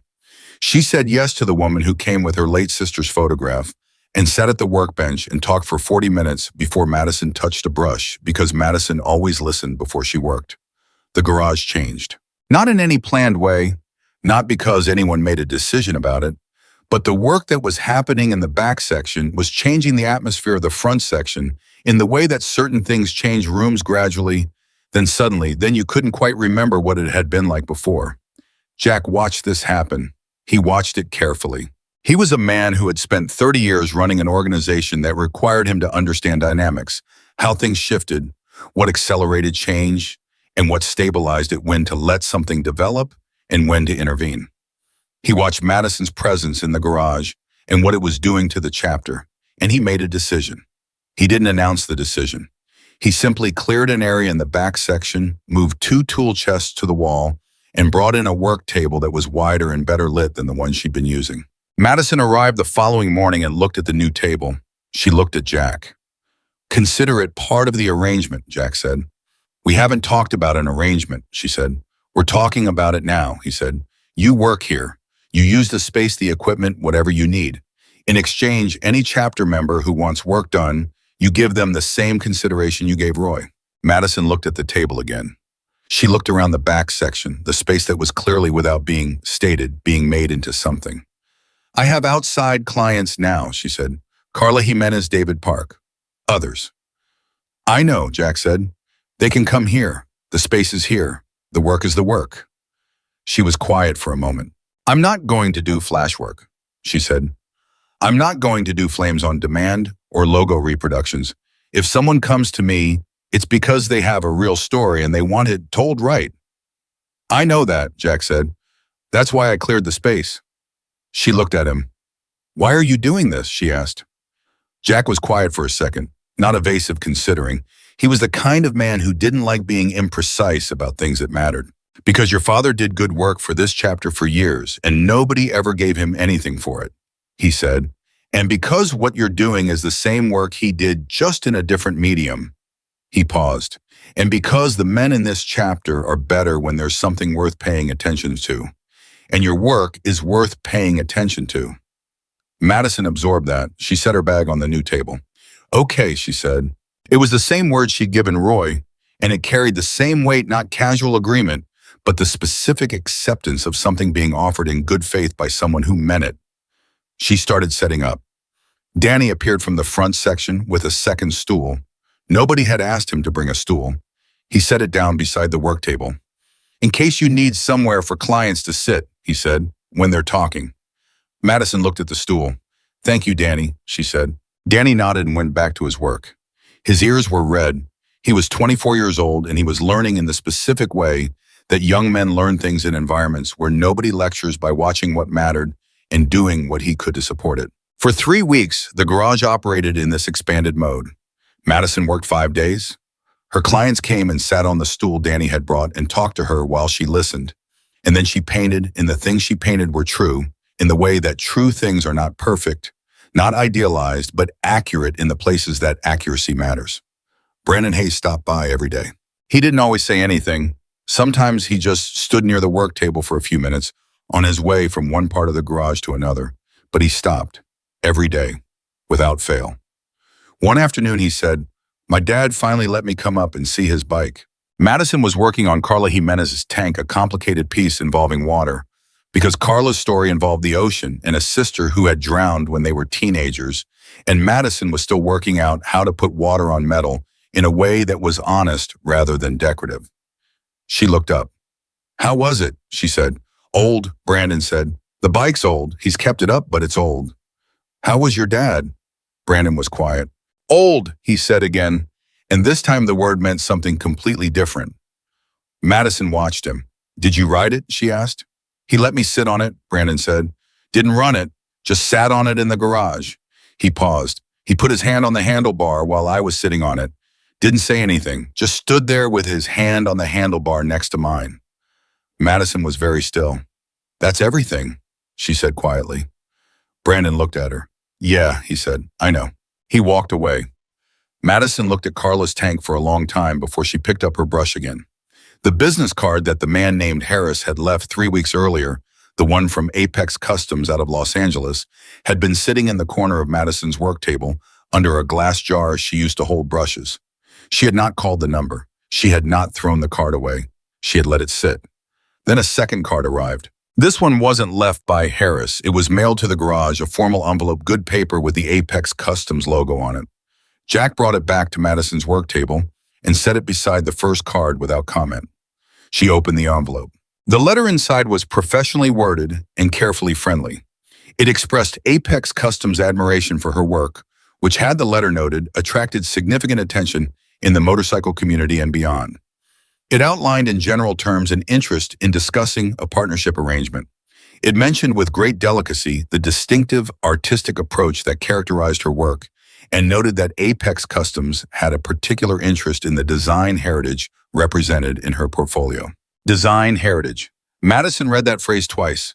She set the letter down. She picked up her brush. She worked for 2 more hours without speaking, and the work she did in those 2 hours was the best work she'd done all week, because something about the letter had made her angry in a clear, specific way, and that anger went into the painting in the particular way that strong emotion goes into work, when you know how to use it not to distort but to clarify, to push past the hesitation and the self-editing into the real thing underneath. Gene came to look at the work at the end of the day. He looked at Carla's tank, at the water that was finally doing what Madison needed it to do, suggesting depth and movement without becoming decorative, carrying the story without announcing it. "That's different from anything you've done here," Gene said. "Is it good different or different different?" Madison asked. Gene looked at it for another moment. "It's the best thing I've seen you do," he said, "and I've been watching close." Madison looked at the tank. "I was angry when I painted it," she said. Gene raised an eyebrow. She told him about the letter. Gene listened. He was quiet afterward for a moment. Then he said, "What's design heritage?" That's the question, Madison said. You think they mean your father's work? I think they're interested in calling it something they can license, she said. I think they saw the photographs that went around online, and they did some research, and they found enough to be interested in the marketable parts. Jean looked at the letter on the corner of the work table. You should tell Jack, he said. I know, she said. She told Jack that evening. Jack read the letter standing up, which was how Jack read things he was concerned about. He read it twice. He set it down on his desk. He said, what do you know about your father's designs, the specific ones, where they came from, when he made them, whether he documented them? Madison thought about this carefully. His shop records are in boxes, she said, at my aunt's house. I haven't gone through them. I haven't been able to. She paused. But he documented everything. He was careful that way. Dates, client names, reference photographs. He kept everything. Everything is going to matter, Jack said. The flatness of his tone told her he already understood something about the situation that she was just beginning to see. You think this is more than a licensing inquiry, she said. Jack looked at her steadily. I think the way that letter is written, he said, is the way letters are written by people who already think they have a claim to something and are giving you the courtesy of a friendly conversation before they tell you about it. The silence in the office was different from the silence in the garage. Smaller, more concentrated. Design heritage, Madison said. Yeah, Jack said. She sat with that for a moment. My father never registered anything formally, she said. He wasn't that kind of person. He just made things. That could be a problem, Jack said. Or it could be documented in 20 years of shop records and client photographs and dates that nobody can argue with, she said. Jack looked at her. For the first time since she'd walked into his garage 3 weeks earlier, he saw something in her face beyond the steadiness and the focus and the specific kind of quiet courage that kept showing up in every room she walked into. He saw something harder, something that had been growing under the surface while she painted and listened and responded and built something real in the back section of his garage. He saw her father in her, not in a soft, sentimental way, in the specific functional way that inheritance works when it goes deep enough, not a resemblance but a capacity. Tom Blake had been underneath the gentleness and the talent and the patience with machines and with people, a man who did not bend when someone tried to take what was his. Madison was Tom Blake's daughter. All right, Jack said. We'll deal with it. She said, I'm not going to let them have his work. No, Jack said. You're not. That night after the garage closed, Brandon Hayes found Jack in the office. He knocked on the open door. Jack looked up. Brandon said, I heard about the letter. News travels, Jack said. In this garage, it does. Brandon came in and sat down across from Jack's desk. What are we looking at? Jack told him what Madison had told him. Brandon listened without interrupting, which was not his usual approach to conversations. He was still when Jack finished. They're going to come after her father's designs, Brandon said. That's what it looks like. And she's alone in this. She's got the documentation if she can get to it, Jack said. And she's got us if it comes to that. Brandon looked at Jack. It's going to come to that, Brandon said. He said it simply, not dramatically. The way you state a fact about weather or road conditions, something that is coming and that you might as well name clearly so you can prepare. Jack nodded. Brandon stood up. He paused in the doorway. He said, that first day when she came in. Jack waited. I was going to make her leave, Brandon said. I had a whole speech ready about what this place was and who it was for and why she needed to find somewhere else. He paused. I want you to know that I know I was wrong about that. Jack looked at him. Yeah, Jack said. I know you know. Brandon nodded once. He walked out. Jack sat in his office for a while after Brandon left. He looked at the letter from Apex Customs on his desk. He looked at it for a long time, reading it again in his mind, thinking about the specific phrasing that Jean's question had already identified and that Madison had already understood, and that Jack had confirmed design heritage and what that phrase implied about what Apex Customs thought they were walking into. They thought they were walking into a situation with a 22-year-old girl who was alone. Jack reached for his phone. He had a call to make. The chapter head, a lawyer, had used him twice in the last 10 years, both times when situations had arrived that required the careful deployment of documented truth in organized form. The lawyer's name was Sal Medina, and he was not easily surprised. Jack explained the situation. Sal listened. He said, "She needs to get those boxes tonight if possible. Everything her father kept, every dated record, every photograph. Before anything is formally filed by the other party, she needs her evidence organized and in front of me." Jack said, "I'll make sure she gets help." He hung up. He came out of the office. 4 men were still in the garage. He said, "We're going to Madison's aunt's house tonight. We're looking for boxes, shop records, photographs, anything Tom Blake kept from his work." Nobody asked why. Jean said what time, Jack said an hour. Frank Dawson, who had been quiet most of the day, stood up from his workbench. He said, "I know where the storage is at that house. I helped Tom move those boxes there after he got sick. I can get us to them fast." Jack looked at Frank. Frank had not spoken about Tom Blake before, not in the garage, not in any conversation Jack had been present for. The fact that he knew where the boxes were meant Frank and Tom had had something, a friendship, a quiet parallel existence, that neither of them had made public the way men sometimes have connections they don't announce. "All right," Jack said. He called Madison. She answered on the second ring. He said, "We're coming to help you get the boxes tonight." There was a pause. Then she said, "You don't have to do that." "I know," Jack said. "We're doing it anyway." Another pause. "Jack," she said. "Yeah." "He would have really liked you," she said. "If he'd known you better, he would have really liked all of you." Jack was quiet for a second. "He did know us," he said, "better than we knew." He hung up. The 4 men in the garage got ready to move. And in the boxes at Madison's aunt's house, in the careful dated records of a motorcycle mechanic and painter who had spent 18 years building something he believed in, was the evidence that was going to determine whether Tom Blake's legacy stayed in his daughter's hands or got absorbed into a company's portfolio and repackaged as something that had never been real. They didn't know yet exactly what they'd find, but they were going to find it. Madison's aunt lived 20 minutes from the garage in a house that had been in the family long enough that the address felt like a landmark rather than a location. Her name was Patricia Pat to everyone who knew her, and she was 61 years old and had spent the last 6 months doing what families do after loss, which is to say she had been holding things together for other people while quietly falling apart herself, and she had done it without complaint because that was how their family did things. She opened the door and found her niece on the porch with 5 Hell's Angels behind her.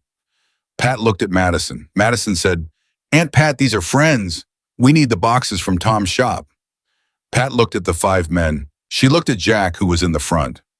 Jack had the particular quality of a man who understood that in this specific moment the right move was to wait and let the woman with the porch decide what happened next. Pat said, "You'd better come in." They came in. Pat led them through the house to the garage, her garage, the attached one that had been converted into storage years ago, and that now held, among other things, 12 bankers, boxes stacked against the far wall, all of them labeled in Tom Blake's handwriting, neat, precise, the handwriting of a man who organized his work because the work mattered. Frank went directly to them. He had helped Tom move those boxes 14 months ago, 3 weeks after the diagnosis, when Tom had started making the specific practical decisions that people make when they understand time has changed shape. Frank had carried 6 of those boxes himself. He knew which ones held the shop records because Tom had told him, and because Frank was the kind of man who paid close attention when people told him things that mattered to them. He pointed to 5 of the 12 boxes. "These," he said. Madison looked at Frank. She had known Frank Dawson by sight for 3 weeks. She had seen him stand in front of Roy's tank and remove his sunglasses. She had watched him drift toward her work table and drift away without saying much. She had understood that he was carrying something and that he moved around her work carefully because of it. She had not known he was one of the men who helped her father when Tom got sick. "Frank," she said. He looked at her.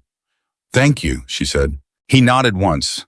The specific nod of a man who does not want thanks for something he would have done again in an instant regardless. They carried the boxes to Jack's truck and Jean's truck, and Pat stood in the garage doorway watching, and when the last box went out, she called Madison's name. Madison stopped. Pat said, "He knew this was going to happen." Madison turned. "What do you know about it?" "Tom talked to me," Pat said. 3 months before he died. He said there was work he'd done, designs he'd developed over the years, and that someday someone was going to try to claim them. He said he'd kept everything documented because he knew he'd need it. She paused. He said when that day came, he hoped you'd have people around you. Madison stood in the doorway. She looked at the 5 men loading boxes into trucks. She looked at her aunt. He planned for this, she said. He planned for you, Pat said. Everything he did for the last 20 years, he was planning for you, Pa. Madison looked at the ground for a moment. Then she looked up. I'll call you, she said. I know you will, Pat said. They drove back to the garage. Sal Medina arrived at 9:15. He was a compact man in his mid-50s with reading glasses pushed up on his forehead and a lawyer's specific quality of patience, not passive, but the patience of someone who has learned that rushing through information costs more time than taking it carefully the first time. He shook Madison's hand and said, "Let's see what Tom left us." They opened the boxes at the chapter's back table. The records were better than any of them had expected. Tom Blake had kept everything, not haphazardly with system. Every design was dated, every client listed, every photograph taken before and after the work was done. Some entries had reference notes in Tom's handwriting, explaining where the concept came from, what the client had asked for, what Tom had added. There were carbon copies of receipts going back 18 years. There were small notebooks, the same kind Madison used, filled with sketch designs and dates, and the kind of marginal notes that a working artist makes when he's developing something new. Sal put on his reading glasses and started going through documents in a methodical silence. The men in the room let him work. Madison sat across from him. She was looking at the notebooks, specifically at the designs in them. Her father's hand, the specific way he turned a line, the shorthand he used for color notations, the small mark he made in the corner of a finished design that she had recognized immediately as the same practice she'd continued without quite knowing she was continuing it. She turned a page. She stopped. She looked at the design on that page for a long time without speaking. Then she said, "Jack." Jack came over. She showed him the page. It was a design, a detailed one, more worked out than most of the sketches. An eagle in flight wings spread a specific position that was both powerful and somehow careful, like the bird was carrying something it didn't want to drop. Below it, a road. The composition was specific. The proportions were specific. The relationship between the eagle and the road and the horizon was specific. It was one of the designs featured in the Apex Customs letter. Not similar, not inspired by. The same design in Tom Blake's notebook dated 19 years ago. Sal looked at the page. He looked at the Apex Customs letter. He took off his reading glasses and held them in his hand. "How long ago did this company file?" he said. "The letter is from 3 weeks ago," Jack said. "No formal filing that we know of." "Then we're ahead of it," he said. He tapped the notebook. "This is prior art with dated documentation. If they've filed or are planning to file a design claim, this blows it apart. And if they haven't filed yet, this makes the claim impossible." Madison was looking at the notebook. "He knew," she said. "Sorry," Sal said. "My father knew this design was worth protecting," she said. "My aunt told me tonight that he said someone would come after it someday. He kept all of this because he knew." She looked at the notebook. "He just didn't know he wasn't going to be here to use it." The room was quiet. Jean, who was standing near the table, said, "He left it for you to use." Madison looked up at him. Jean looked at her steadily. "He documented everything and he put it in boxes and he made sure Frank knew where the boxes were," Jean said. "He wasn't just protecting his work. He was building you a case." The weight of that settled over Madison slowly and completely, the way understanding settles when it's real. Not the quick click of a simple answer, but the deeper shift of realizing that the ground you've been standing on was built deliberately by someone who loved you against the day you'd need it. Her father had spent 18 years building something, and then he'd spent his last months making sure she could defend it. She pressed her hand flat on the open notebook. She did not cry. She sat very still and she breathed, and she kept her hand on her father's drawings, and she let it be what it was. Nobody in that room said anything. Nobody moved. Sal Medina, who had spent 30 years in law and had sat across from people in some of the worst moments of their lives, looked at Madison Blake with her hand on her father's notebook and said nothing, which was the right thing. After a moment, Madison looked up. Her eyes were clear. What do we need to do? She said. Sal straightened his papers. We need to organize and photograph every relevant document tonight, he said. I need to run dates against the Apex Customs corporate filing history, and I need to know, he looked at Madison. Is there anyone who was a client of Tom's who can testify to the date they received work with these designs? An actual person who can say, I had this done in this year by Tom Blake, Madison thought. Roy Garrett, she said immediately. He had work done at my father's shop. And there are records here. She reached for a box and found the right one quickly with the instinct of someone who had grown up around a man's filing system and internalized its logic. She found the file. Roy Garrett, 4 entries across 8 years, each with dated receipts in a description of work performed. Sal looked at the file. He nodded. Who else, he said. Madison kept going through the files. She found 14 names over the next 40 minutes. 14 clients who had commissioned specific work from Tom Blake at specific dates work that included the designs Apex Customs was interested in claiming. Some of those clients were people Madison knew. Some were names she didn't recognize. Some were in states she hadn't known her father's work had reached. With each name, she found something in the room's atmosphere shifted slightly. From the uncertainty of an evening where they had arrived at a house with boxes and hope to the specific confidence of people who realize the evidence is better than they feared. Brandon found the photograph at 11:40. He had been going through the third box, the one that had physical photographs, rather than documents, sorting them into categories and making notes of dates on their backs. He had done this methodically and without complaint for 2 hours, which was not a description of Brandon Hayes that most people in the chapter would have predicted possible. He found the photograph and he held it under the light. Then he said, Madison. She came over. The photograph was dated on the back in Tom's handwriting. It showed a motorcycle tank, a completed piece, the paint fresh and sharp in the photo. The design on the tank was the eagle, the same eagle. The wings spread in that specific, careful way, the horizon below it, the road composition that was so particular you couldn't mistake it. The date on the back was 21 years ago. Madison stared at it. 21 years ago, she had been 1 year old. Her father had developed this design before she could walk. Brandon was watching her face. That's not a sketch, he said. That's the finished piece. Dated. With the client name, Sal called from across the table.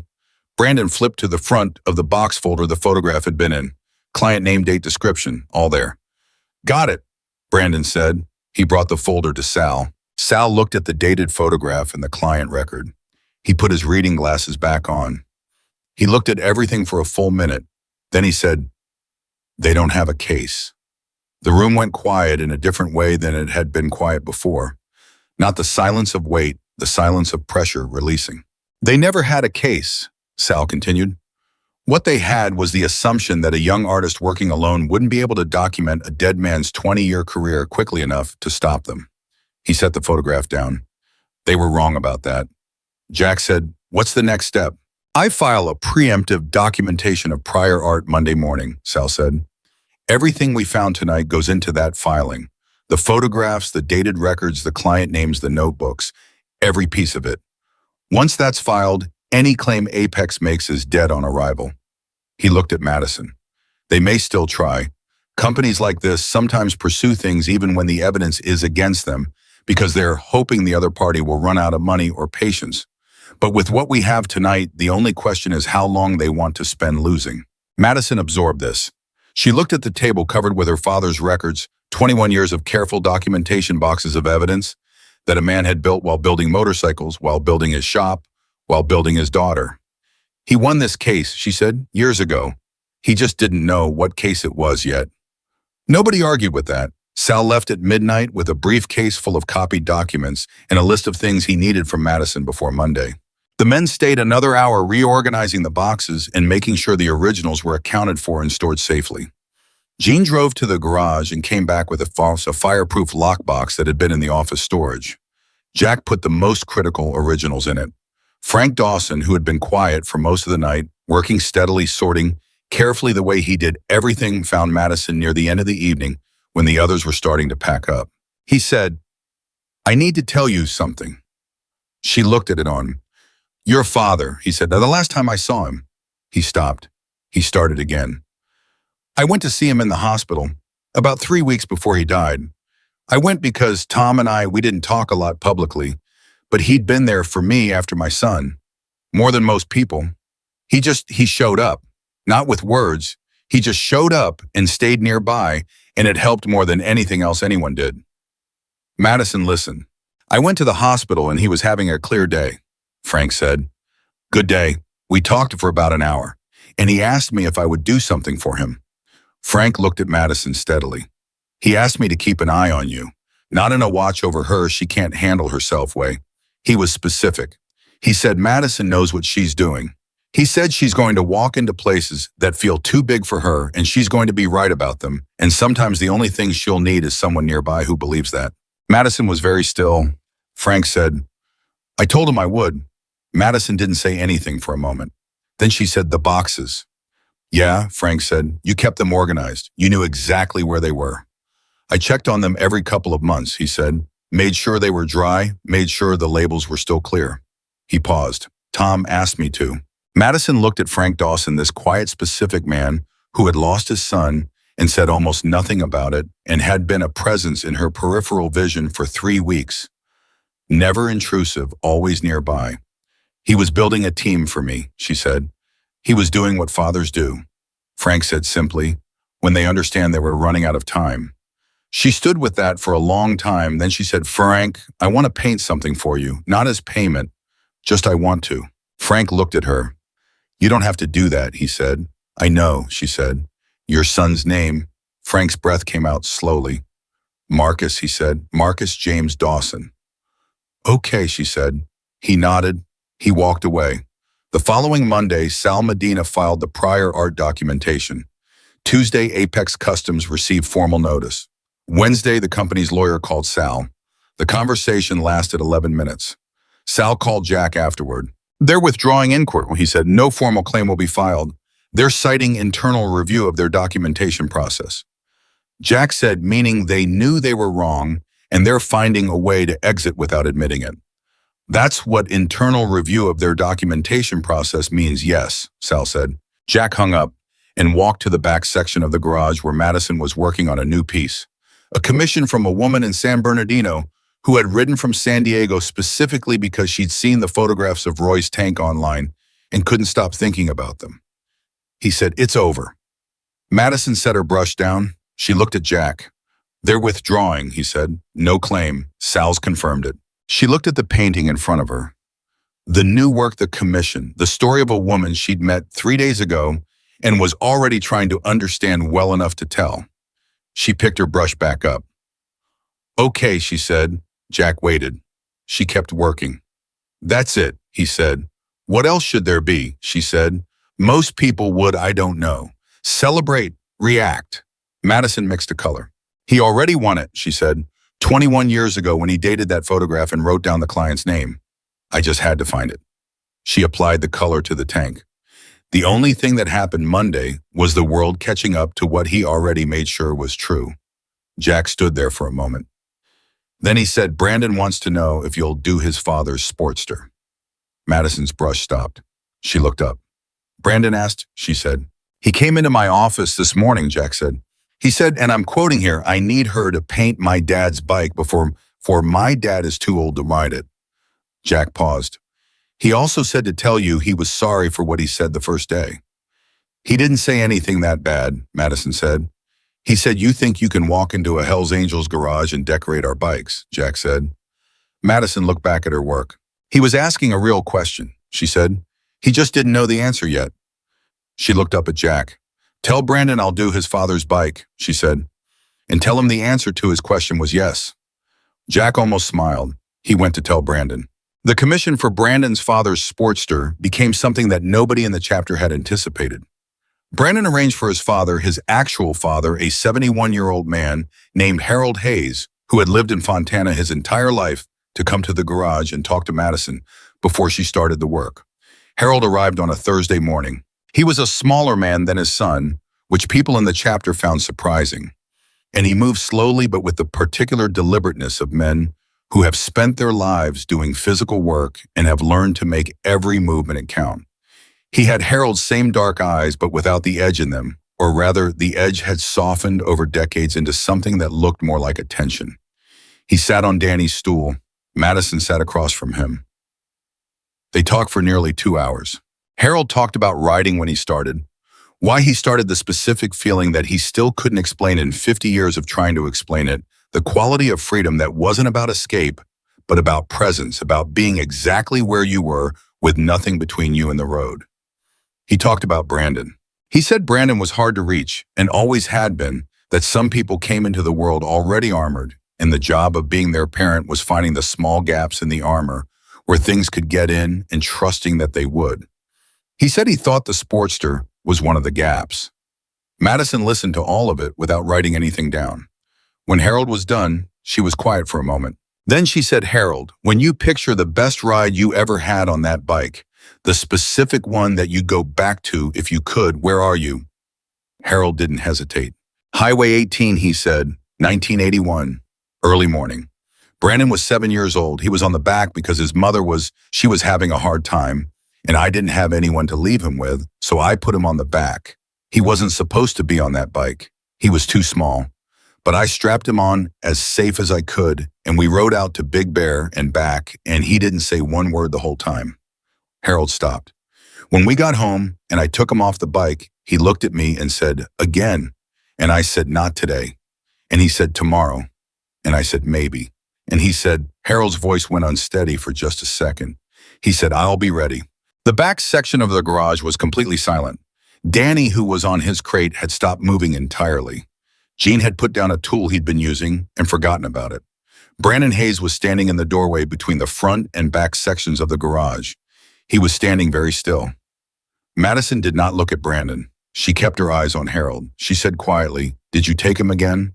Harold said, "Every weekend that summer." Brandon made a sound in the doorway that he immediately controlled, but it was there, short, involuntary, the sound of someone taking a breath that came out differently than expected.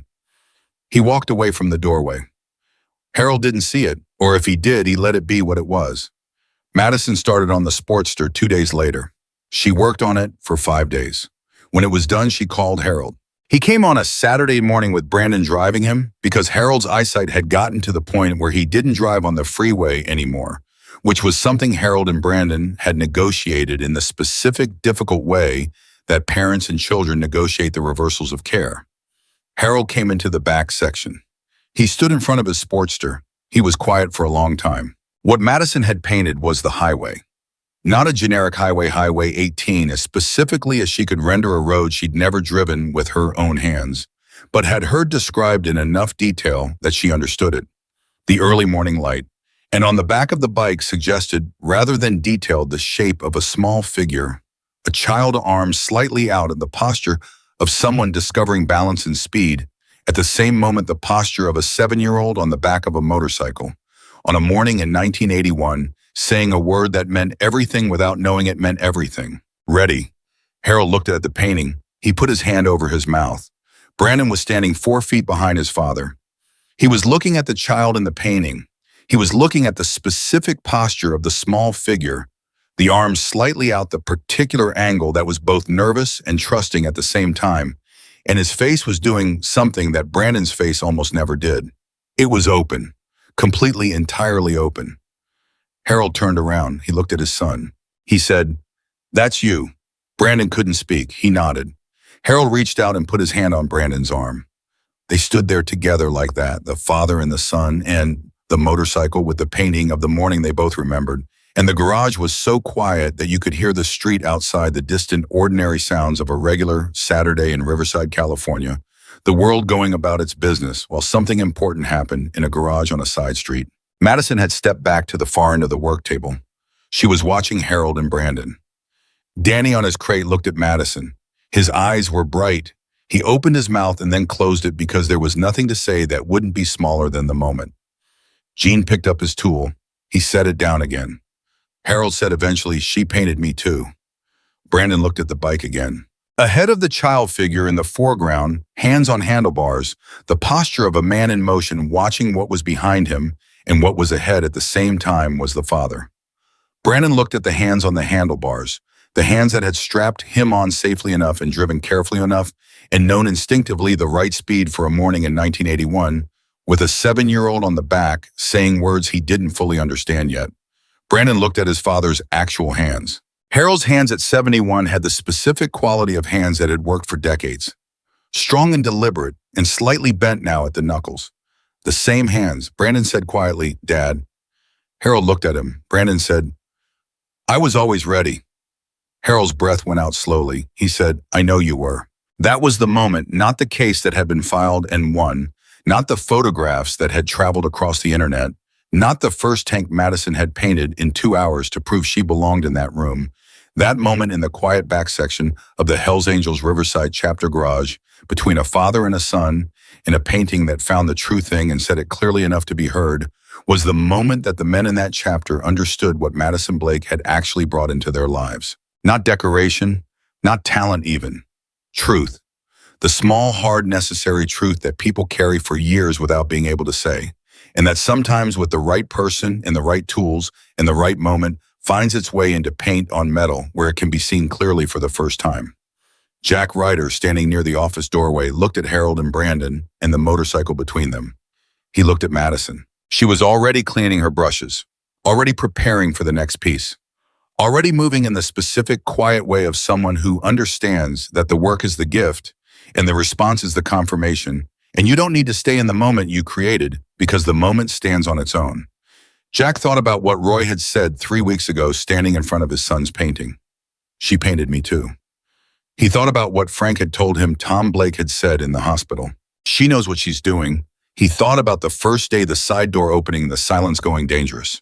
68 men turning around and that 22-year-old woman with paint on her hands and a worn canvas bag walking in like she had an appointment. She had. She just hadn't known yet what the appointment was for. 3 days after Harold Hayes stood in front of his Sportster and told his son he knew he was always ready, Madison came to the garage and found something she hadn't expected. The work table was gone. Not removed, expanded. Someone had taken the wide table Jack had cleared for her 6 weeks earlier and extended it with a second table bolted flush against the first, doubling the workspace. Above the tables, someone had mounted a strip of track lighting, not garage lighting, not the harsh overhead fluorescent kind, but the warm directed kind that painters use when they need to see color accurately. A new tool cabinet stood to the right, smaller than the chapter's main ones, stocked with the specific supplies she used most. Her brush cases, her paint bottles, her cleaning materials, all of it organized with a care that she recognized as the care of people who had been watching how she worked and had paid close attention. She stood in the doorway between the front and back sections. Danny was leaning against the wall nearby with the expression of someone trying very hard not to look pleased with himself. She said, "Who did this?" Danny said, "Collaborative effort." She looked at him. He said, "Brandon found the lights, Gene did the electrical, Frank built the extension for the table. Roy donated the cabinet, he said it was the least he could do, and then he argued with everyone about where it should go for 45 minutes. He paused. Jack supervised. Madison looked at the workspace. It was without anyone having consulted her about it exactly what she would have built if she'd designed it herself. She set her bag down on the new surface. She ran her hand along the tabletop, smooth level, properly finished. She said, "Tell them thank you." Danny said, "Tell them yourself. They were all pretending to work about 15 feet behind you." She turned around. Gene was at his bench with a socket wrench he'd been holding in the same position for too long to be actually using it. Frank was standing near the parts wall, studying a label that was too far away to read comfortably. Roy, who had apparently come by specifically for this, was sitting in a chair near the back with a coffee cup and the unconvincing posture of a man who just happened to be there. Brandon was at his stool, his permanent stool, now the one that lived beside her brushstroke table by unspoken agreement, looking at his phone with the slightly rigid focus of a man pretending the phone is interesting. Madison looked at all of them. She said, "Thank you." Roy raised his coffee cup. Gene nodded. Frank said, "The table extension has a slight variance at the joint. I'm going to fix that." Brandon said without looking up from his phone, "It's fine, Frank." Frank said, "It's a 1/16 of an inch off level." Brandon said, "She paints motorcycles, not floors." Gene said, "He's been upset about the joint since Tuesday." Frank said, "Because it's not right." Madison smiled. It was the first time most of them had seen her actually smile, not the contained, steady expression she wore when she worked, not the quiet warmth she had when someone told her a story she needed to understand, but an actual smile open and real and surprised out of her by five grown men arguing about a 16th of an inch. Danny looked at the smile and then looked at the ceiling. His ears went red. Jack came out of the office and saw Madison at the new workspace and said, "Good, you're here. I need to talk to you." The smile stayed on her face for a second, and then her expression shifted to the attentive, steady quality she had when something was actually happening. She followed Jack to the office. He closed the door. He said, "Sal called this morning. Apex Customs isn't the only company that's been looking at your work." She sat down. Jack sat across from her. "There are three other companies," he said. "Two of them are legitimate galleries, essentially, that work with custom artists and handle licensing in ways that actually benefit the artist. Sal has relationships with both. He says they're worth talking to." He paused. "The third is more complicated." Madison waited. "It's not a company," Jack said. "It's a foundation, a nonprofit that works with grieving families, specifically with memorial commissions. They help families fund artwork for people who've lost someone, custom work memorial pieces. They've been doing it for 4 years. He set a folder on the desk. They saw Roy's tank online, and they saw the photograph of the open hand in the shadow that circulated separately. And they want to know if you'd be interested in being one of their commissioned artists." Madison looked at the folder. She didn't open it yet. "A foundation," she said. "They fund the work," Jack said. "The families get the memorial piece. The artist gets paid fairly. The foundation's charter is specifically about ensuring that grief gets treated with—" He glanced at a note Sal had left, "artistic dignity." Their words. Madison was quiet. "That's what my father would have wanted," she said. "I know," Jack said. She opened the folder. She read for a few minutes. Jack waited. She looked up. "There's a family in it," she said. "Already listed. The foundation flagged a specific commission. A mother in San Diego. She lost her husband 2 years ago. He rode. He had a bike that's been sitting in their garage, and she doesn't know what to do with it. She can't sell it, and she can't look at it, and she can't— Madison stopped reading the description.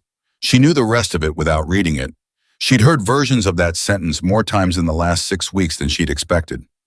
"She wants something on it that lets her look at it again." Jack said nothing. Madison closed the folder. "Okay," she said.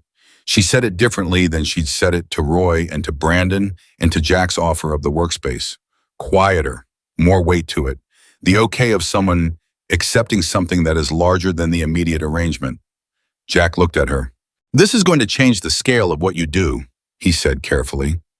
"Not as a warning, as information. Right now you're working with people who come to you. This starts sending you to them.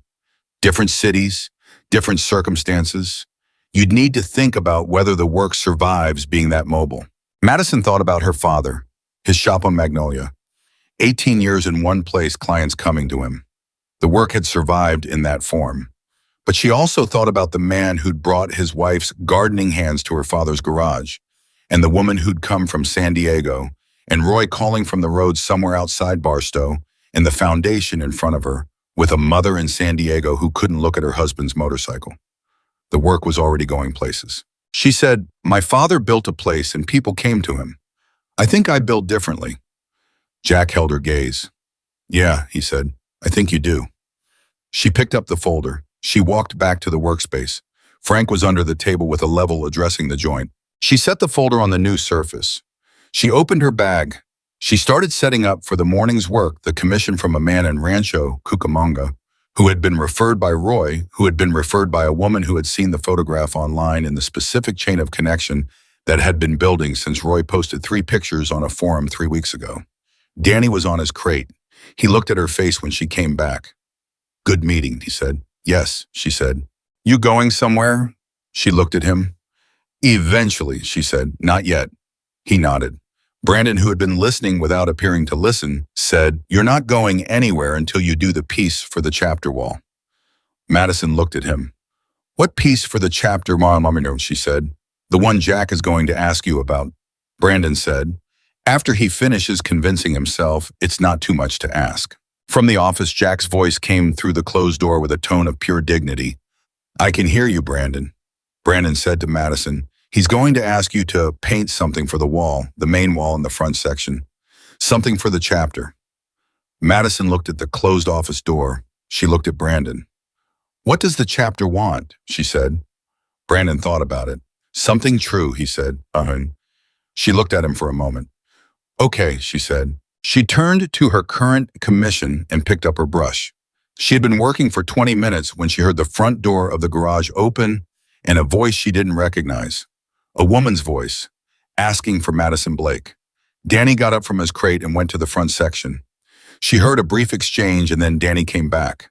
There's a woman out front, he said. She says she saw Roy's tank at a show. She doesn't have a commission or anything specific. She said she just needed to see the person who made it. Madison set down her brush. She went to the front section. The woman was 63. She had the kind of face that had been beautiful in a particular way when she was young and had become something better with age, more specific, more itself. She was holding her hands together in front of her, the way people hold their hands when they're not sure what to do with them. She said, "Are you Madison?" Madison said, "Yes." The woman said, "Hey, I don't need anything painted. She stopped. She started again. My husband died 4 years ago. He wrote for 40 years, and I didn't even know what I was looking for. And then someone showed me a photograph of your painting, the one with the hand in the shadow." She paused. "I cried for an hour. I didn't know I still had an hour of crying left in me. I thought I'd used it all up." She looked at Madison. "I just wanted to say thank you to whoever made that." Madison looked at this woman, this 63-year-old woman who had driven to a garage in Riverside because a photograph of a painting had unlocked something she'd thought was sealed. She said, "What was his name?" The woman blinked. "Robert," she said. "What kind of bike?" "A Softail," she said. He had a name for it. He called it the Runner because it never quit on him. In 30 years, that bike never quit." Madison looked at her for a moment. "Do you still have the Runner?" she said. The woman's eyes filled. "Yes," she said. "Bring it," Madison said. "Whenever you're ready. There's no rush. But when you're ready, bring it." The woman pressed her lips together. She nodded. She reached out and took Madison's hand, both of Madison's hands, and held them for a second. She looked at Madison's hands the way people look at things they want to understand, trying to see the mechanism of something that seems like more than mechanism. She let go. She walked out. Danny was standing 6 feet behind Madison. He said very quietly, "That's going to keep happening." Madison looked at the door. "I know," she said. She went back to work. The piece for the chapter wall took Madison 2 weeks. She didn't rush it, and nobody asked her to. The chapter had given her the wall, the main interior wall of the front section, the one you faced when you walked through the front entrance, the one that had held nothing but a faded calendar and a clock that hadn't worked in 3 years. And she worked on it in the evenings after her commission work was done, in the specific hours when the garage was quieter and she could hear herself think. She didn't tell anyone what she was painting. She covered the wall with canvas and worked behind it, which was her right and which nobody disputed. Even Brandon, who would have disputed almost anything if given the opportunity. Even he understood that some work needed privacy while it was becoming itself. On the 14th evening, she took the canvas down. She did it at 7 o'clock when most of the chapter was still present. She didn't announce it. She simply removed the canvas and stepped back. The front section of the Hells Angels Riverside chapter garage went silent. The painting was large, the full width of the wall floor to ceiling at the center. It showed a road, not a dramatic road, not an idealized road, a real road. The specific texture of a road that has been ridden, that has weather on it, that exists in the world and not just in paintings of the world.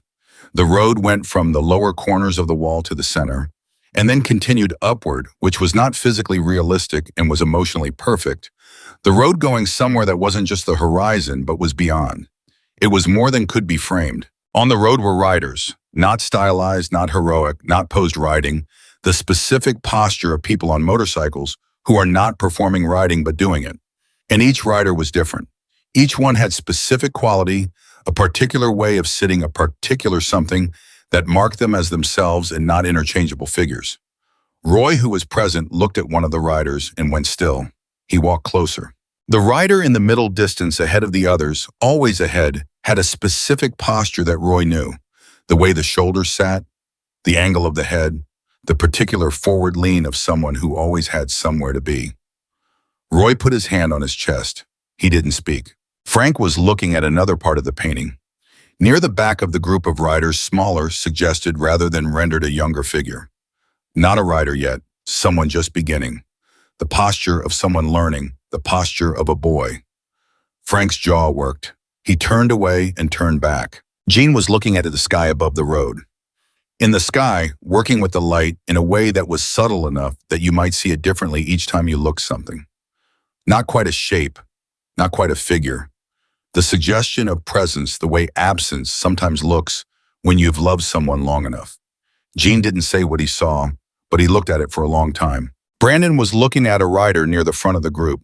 A rider with a specific seat, the way someone sits on a bike when they've been riding since before they decided to, since before it was a choice, since it was just something that happened on a Saturday morning in 1981 with their father's hands on the handlebars.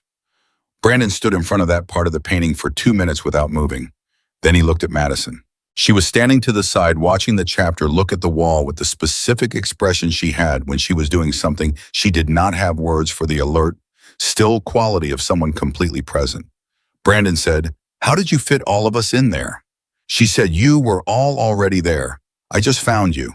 He looked back at the painting. He said, "The one in front, the one who's always ahead." She looked at that figure. Roy's son, the shape of someone who had somewhere to be. "Yes," she said. Brandon said, "Mine's the one learning to balance." She said, "Wait." He was quiet for a long time. Then he said, "My dad needs to see this." She said, "I know. I called Harold yesterday. He's coming Saturday." Brandon looked at her. She looked back at him steadily. He said, "You called him before you took the canvas down." "He's in the painting," she said. "He should see it before anyone else." Brandon's expression did the thing it had been doing more often in the last 6 weeks it opened. The armor that he'd been building since he was the kind of boy who needed armor went somewhere briefly, and what was underneath was not what most people would have expected. It was someone who had been waiting for a very long time to be seen accurately. "Thank you," he said. "Your father talks about you like you're the best thing he ever did," she said. "I painted what he told me." Brandon turned back to the wall. He looked at the small figure learning to balance. He looked at the rider near the front whose hands on the handlebars had the quality of certainty and care simultaneously. He said quietly to the painting, "Hey, Dad." Nobody acted like they heard it, but everyone did. Harold Hayes came on Saturday morning. Brandon drove him. They came through the front entrance and Harold stopped. He stood in the entrance for a long moment. He looked at the wall. He found himself in it without being told where to look. That was what Madison had counted on, the way people find themselves in true things without needing a guide. He found the rider with the child behind him. The early morning light that was Highway 18 in 1981 translated into paint on a wall in a garage in Riverside. The child with his arms slightly out, the father's hands certain and careful on the bars. Harold said, "That's the morning." Brandon said, "Yeah." Harold said, "She put it on the wall." Brandon said, "She puts things where they can be seen." Harold looked at his son. He put his hand on Brandon's arm. He said, "You turned out right." Brandon didn't say anything. He put his hand over his father's. They stood like that. And that was the moment, not one moment, because there had been so many of them. But this was one of them, when a garage that had been built on loyalty and history and brotherhood was suddenly also built on something that didn't have a chapter name, but was just as structural. The thing that happens when you give someone the room to say a true thing about what they love and who they are, and trust that the room is strong enough to hold it. Madison was at her work table when Harold and Brandon came in. She let them have the wall without going to them. The work had been done. What happened between a father and a son in front of a painting was theirs, not hers. Danny came to stand near her. He said, "I've been thinking about something." She kept working. "You were looking for work when you came here," he said. "Was that true? Like actually you needed the money?" Madison mixed a color. "My dad left me the van and his tools and a shop lease I couldn't keep paying," she said. "I had $340 in my account and a portfolio and 13 years of knowing how to do one thing well." She applied the color to the tank she was working on. "So yes, I needed work." Danny absorbed this. "And you walked into here," he said. I walked into 12 other places first, she said.